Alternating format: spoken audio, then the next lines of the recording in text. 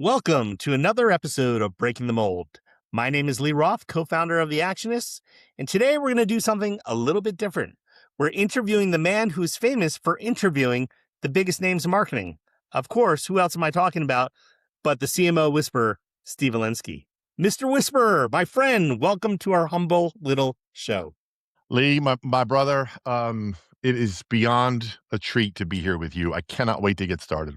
Well, let's do that. But first, tell everybody how you got the name CMO Whisperer. Great question. And as you can imagine, I get asked that a lot. It was during my days at Forbes. I spent 10 years at Forbes. And this happened very early in my career there. And I was interviewing the then CMO of Walmart. Her name's Julie Lyle. And she's a dear friend to this day. And it was our first conversation. And we were approximately 15, 20 minutes in. And this is before the days of video. I'm dating myself, no Zoom. And she just stopped in the middle of it and said, "You know what, Steve? You're like the CMO Whisperer." and I stopped and I went, huh? Why do Lord knows I've been called a lot of things. Mostly by me, by the way. Exactly. And it's a family show, but we won't go there. And I said, "Why'd you call me that?" She said, "I don't know. We just met and I'm telling you things I've never told anyone. And I just feel like I can trust you. And you're not a journalist by trade." She knew my background. And I feel very comfortable. And I went, okay. And I hung up the phone and we got done. I went, wow, that's a cool name. I'm going to run with that. Literally the rest is history.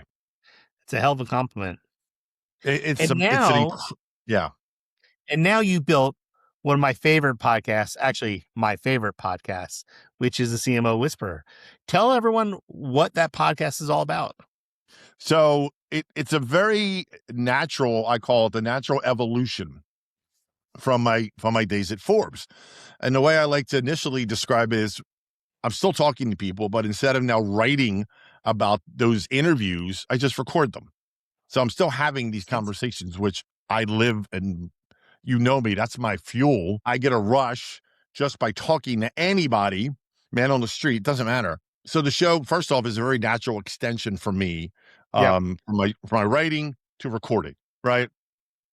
But really what it is it's, and this is the same true at my days at Forbes. It's not just about marketing, right? Yeah. My show is meant it's to elevate how leaders think and lead and perform.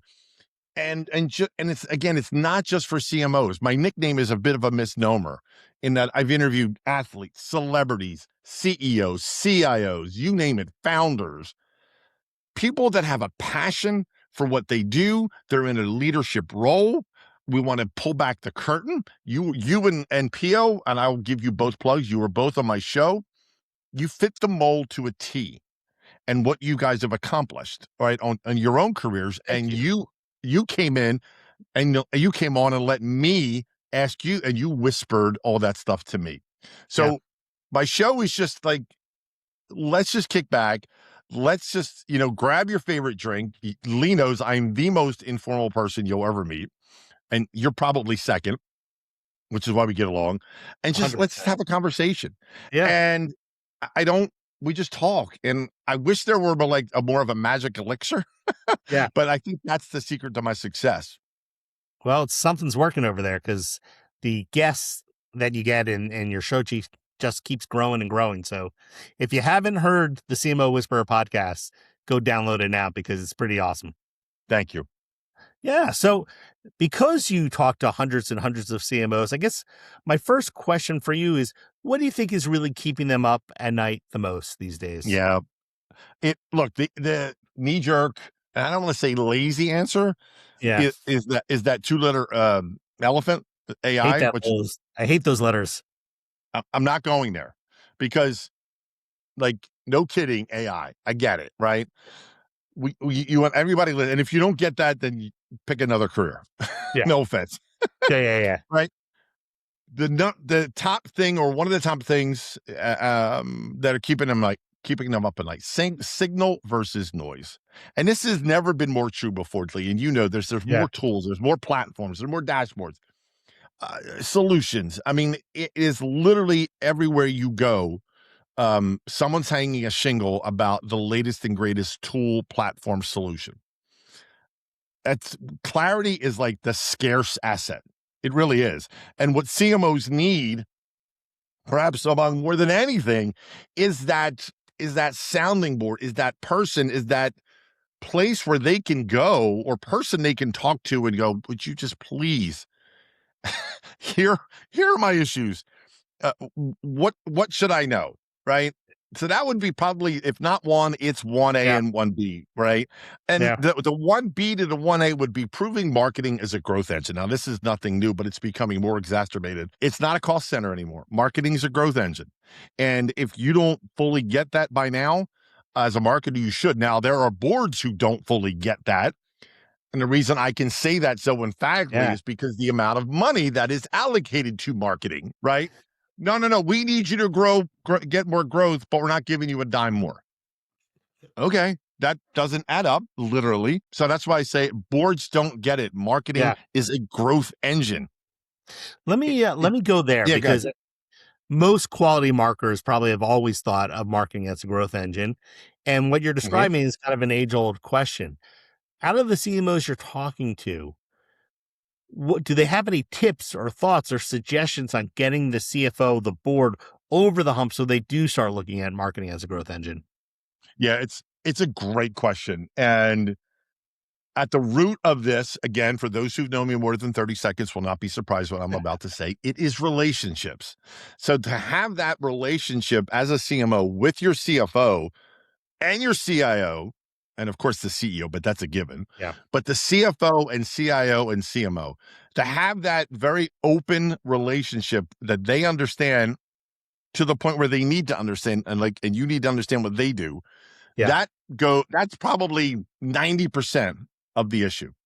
Yeah. If they understand just a tad more about marketing versus what they think they know about marketing, which is like a Grand Canyon-esque between the My difference, right? kids saw this commercial and they didn't like it. I don't know why. Why are we running it? And you're like, oh, great. Now the Exactly. 14-year-old daughter of the CFO is my biggest person I need to sell to. Because the following is gospel and should be in granite somewhere. Everybody thinks they can do marketing. Yep. 100%. Everybody.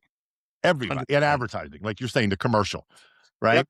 Everybody has an opinion. Ask them about, technology. I don't know anything about that. Ask them about financial. I don't know anything about that. Right? Because we're all consumers. Yeah. Right?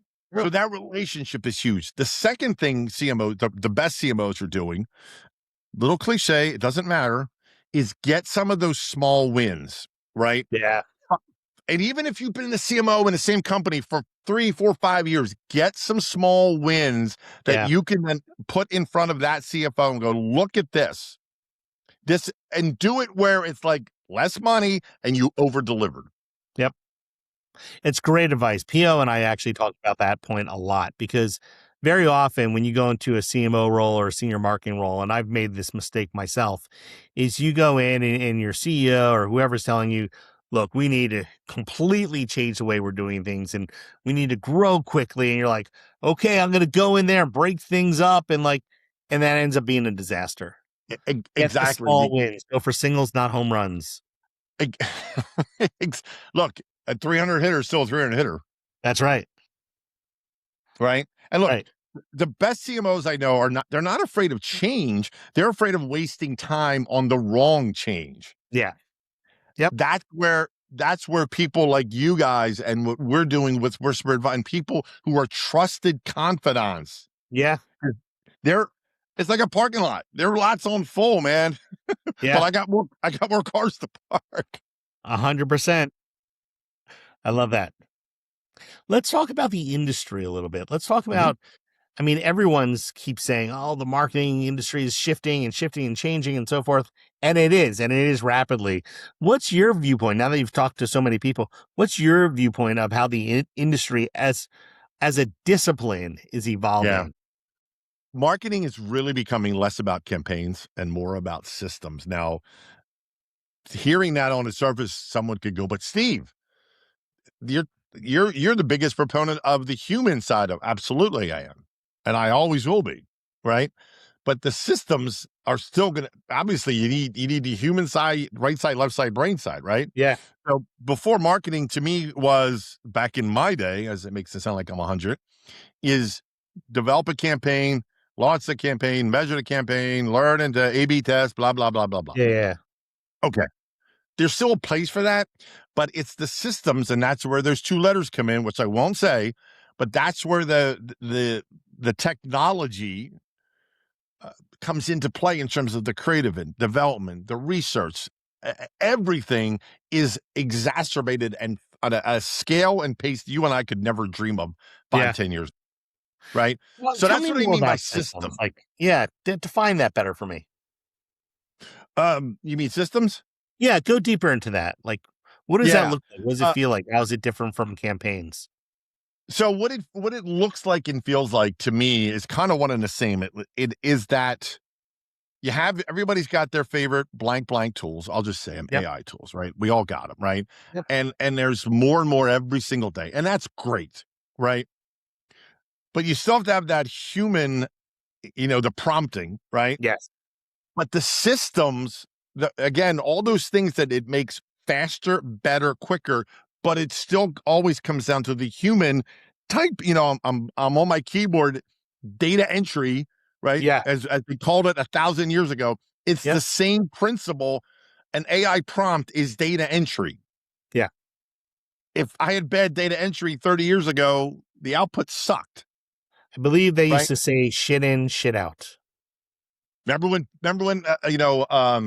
big data came into vogue Yeah. years ago, and that freaked everybody out. And everybody's like, well, it's not the big data, it's the right data. Yeah. Well, it's the same thing now, but the systems are so equipped and they're so amazingly fast. And if you do put the right things into them, you can see incredible results. But the challenge and the pitfall is to be solely reliant on them. And you can Yep. never do that. Does that make Yeah, I sense? agree. Yeah, it does. I mean, I think one of the things that we are seeing more and more is that people are good at doing, but not good at thinking. Yeah. And I think this is just going to make the problem worse. Look, the future belongs to marketers, I think, who can connect creativity to revenue. Yeah. Right. In short. Yeah. And that's where those systems come into play. Like you get a campaign, I'll use that word, to market 100 times faster than normally, 1,000 times faster. Yeah. Let's talk about the marketing organization itself, Sure. right? Again, this is another thing that keeps changing rapidly because if you think about a marketing organization and what marketing is responsible for, it is pretty wide, right?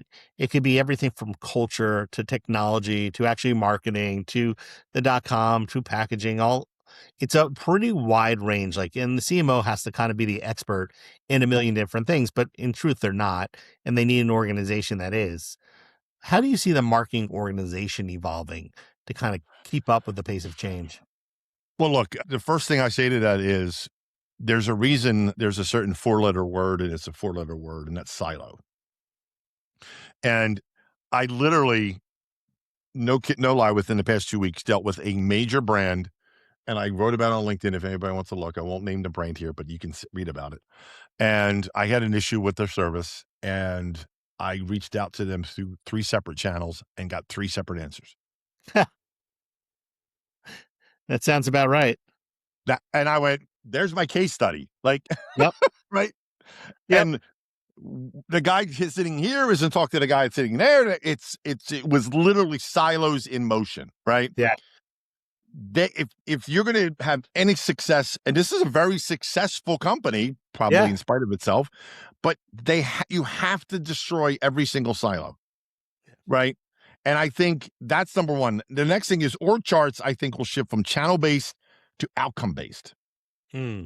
That's a big shift, right? Yeah. Where when we came up, it was very channel, right? Yep. Like I just said, you have social, you have email, Yep. right? You have direct mail, whatever the case may be. It's out. They need to be outcome based. Org charts need to be outcome based. Yeah. I agree with that. I love That's that. a very, very radical shift, which I can see and hear literally CFOs rolling their eyes till their eyes pop out of their head. We can never do that. Sure, you can, right? You definitely can.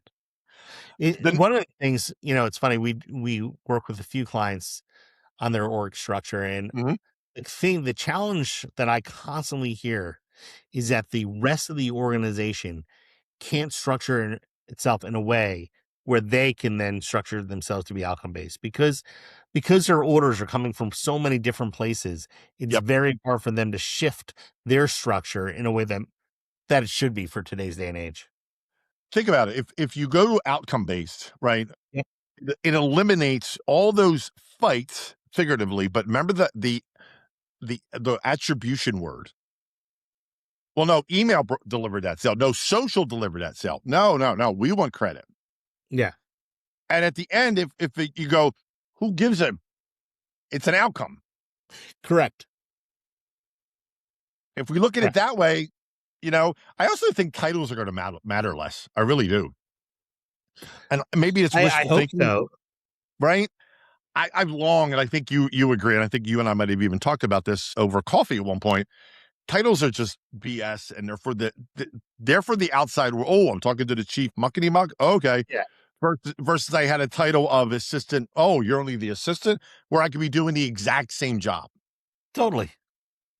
So I hope titles, I really do. I think they will. I think the best organizations will finally realize it doesn't matter what we call ourselves. It matters what we deliver and the outcome, and that decision velocity, if you will matter, Yeah.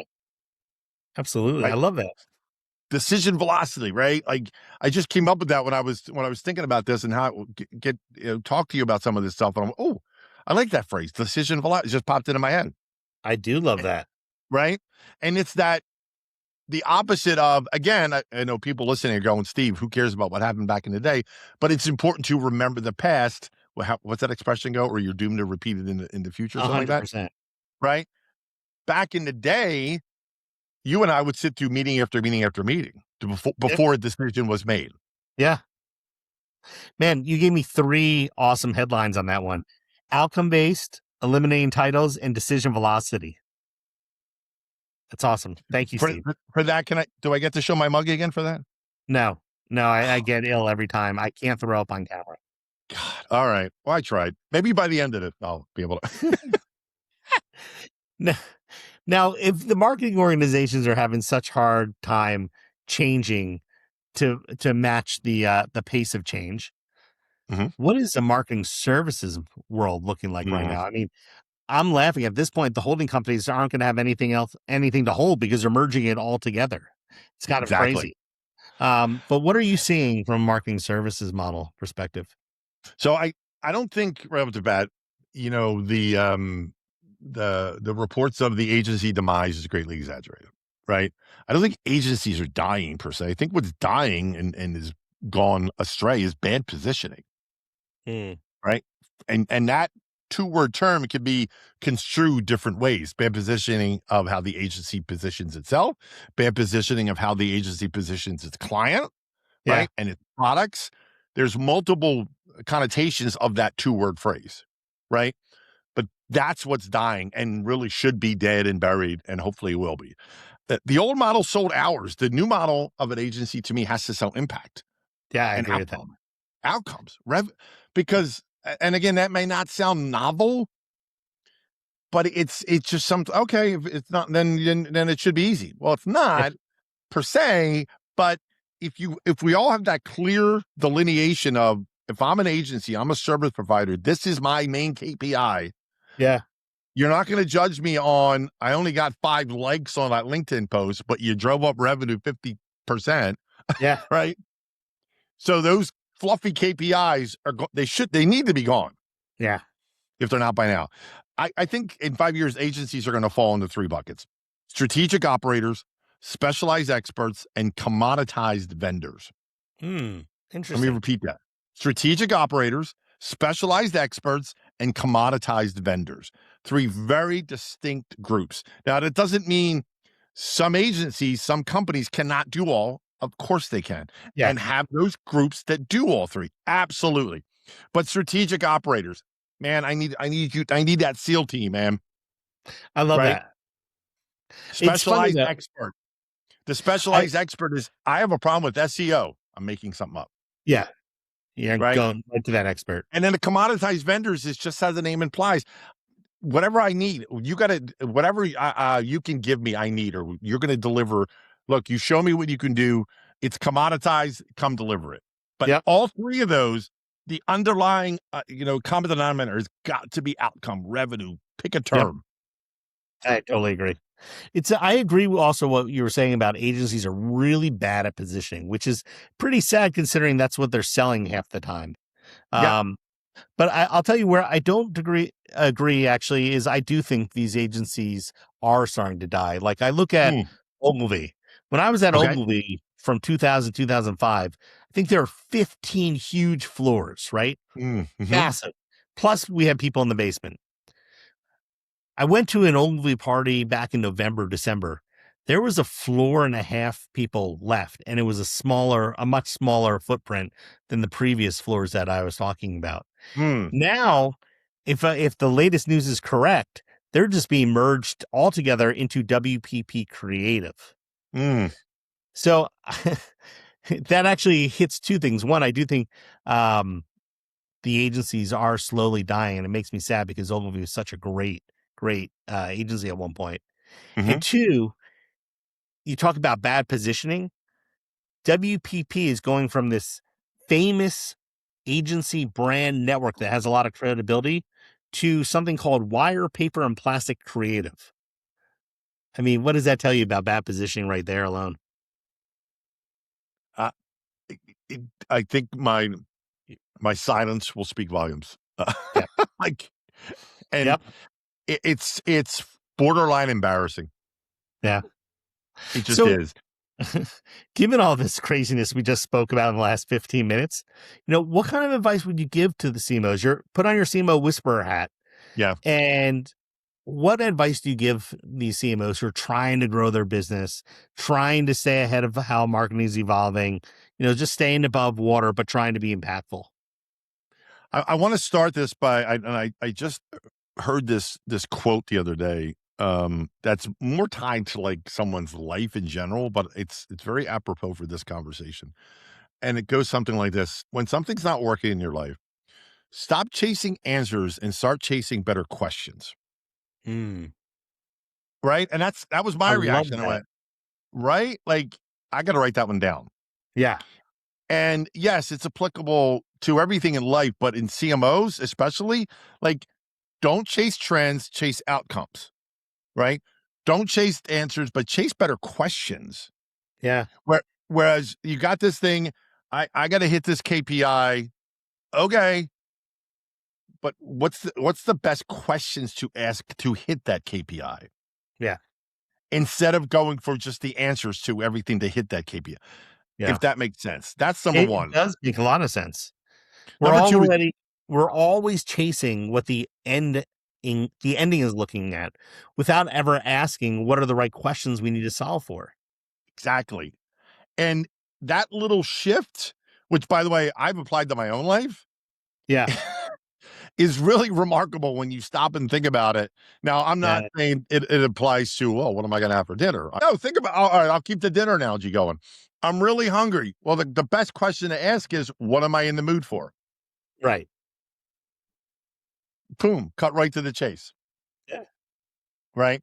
The next thing I think for CMOs is build a small circle, right? Have that group that, and whether it's internal or more likely is external, with your partners, with groups that you trust will tell you the truth. They will tell you what you need to hear, not what you want to hear. Yep. Massive difference, Yep. right? And I know some of that time, sometimes that's a little easier said than done, to find that true confidant that will look you in the eye and go, this is not the right idea, but Yeah. here's what is.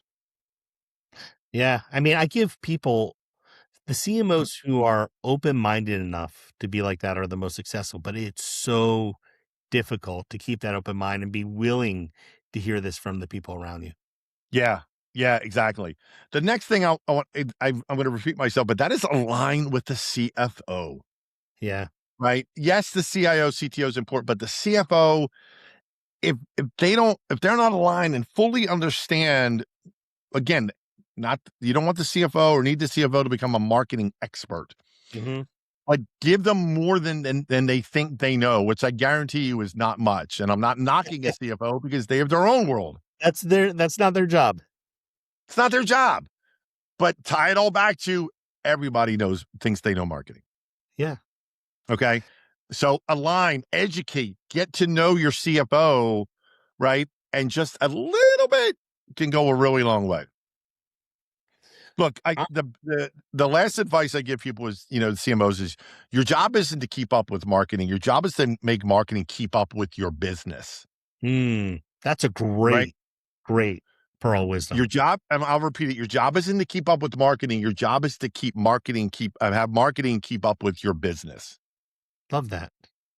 Massive difference, right? Just a little play on words. Again, I must have had a lot of caffeine when I wrote these because, and maybe I'm putting on my own writing hat. I'm coming up with these gems. All We're going to humility. create a pearl of wisdom list coming off this interview, and we're going to get it out there because I love there's that. too I many love that. good pieces that you've But said that have to be shared. yeah, and you know what's great about things like this, Lee, and you know this because you're a busy executive too, is Yeah. you ain't reading a 500-word thing. You ain't reading the Right. 50 slide deck. If I give you something and people like at our level, short, snackable, to go, you Yeah. got them. Yep. 100%. You got them. Okay, let's get positive for a moment. We're going to talk Yeah. about two positive things here because Yep. we've been a little doom and gloom. So let's talk about what gets you excited about marketing right now. Like we talked about all the scary things, but what are you Yeah. pumped about? Yeah. I think the very first thing for that is, and CMOs have told me this, is they finally have real data that connects Mm, marketing to revenue. yep. And a big part of that is AI. I said Yep. I wouldn't use that term, but it is. But to tie that a marketing, I'll say campaign, but a marketing endeavor or whatever to right to revenue or a lot closer than we ever could before, where Yeah. I put $5,000 in, I got $50,000 out. Right. That's very exciting to a lot of CMOs that they can finally now again, they got to have the right data, Yep. got to write CRM and all the back end stuff. That is not, it's very important. Not, Yeah. it's extremely important. But all that being equal, CMOs have the wherewithal, put it that way, to Yeah. finally go, I can tie what I'm doing right to revenue. It's amazing. All right. I agree. I think the second thing CMOs that I talk to are excited about is the best ones are literally breaking out of those channel silos. Yeah. They're getting rid of the email team. They're getting rid of the social team. They're realizing that, wait a minute, just because we've always done it this way doesn't mean it's like, oh yeah, right. And I think it was a classic case, Lee, of, well, it wasn't really broken, so why did we need to fix it? Yeah. We were hitting our numbers. Yeah, you're hitting numbers, but you realize you could be crushing your numbers, It's true. right? And I think Well, another thing CMOs are excited about, sorry to interrupt you, is no, no. I think the best ones are excited about they are owning growth, and not just messaging. Yeah. Yes, they have to do messaging. Yes, they have to do advertising. Yes, they do that. They do the glamorous stuff, as you and I know. So many people think, oh, you just go to events and you get your picture taken with Yeah. celebrities and you're on set shooting commercials and it's all glamour. Okay. If you want to believe that, God Sure. bless you, right? Only so many peanut M&Ms we can eat, guys. Exactly. Exactly. And I think the most exciting shift, and these are not my words, someone said this to me, but that marketing is moving from storytelling to decision driving. Hmm. Right. Now it doesn't, when the person said that to me, I went, that doesn't mean they're giving up storytelling. No, not necessarily, because they shouldn't, but to decision driving. That is awesome. Right. And I said that again, those are not my words. I'm stealing that from someone else, but I'm moving going to from steal story, from you. well, Who I don't you care. steal from somebody else. The storytelling, because we marketers we should not give up storytelling. Storytelling should Yeah. never, you know that, Yeah. especially in AI. But taking that storytelling to a decision making or decision driving mindset, Yeah. right? is a world of difference, because to me, storytelling alone still has that connotation of kind of up here in the clouds, kind of, Yep. oh, it's warm and Yeah. fuzzy. Absolutely keep the warm and fuzzy. But how does that warm and fuzzy get to the register? 100%. Steve, I feel like you could write our pitch deck for us just based on your philosophy. Why didn't I think of this 2.5 years ago? Right? Just give me some credit. That's all I want. Some There you go. residual. Give me residuals. It's fine. We could work something out. It's no problem. All right. My last question for you, and this is something I ask every single person on Breaking the Mold, is if Yep. you could take on any issue in the world and use marketing to help solve it, what would be the issue and how would you use marketing to help solve it? I love this question, and I wish I thought of it. I will not steal for my show because this is yours. It's brilliant. It really is. I didn't hesitate a second when I thought of this.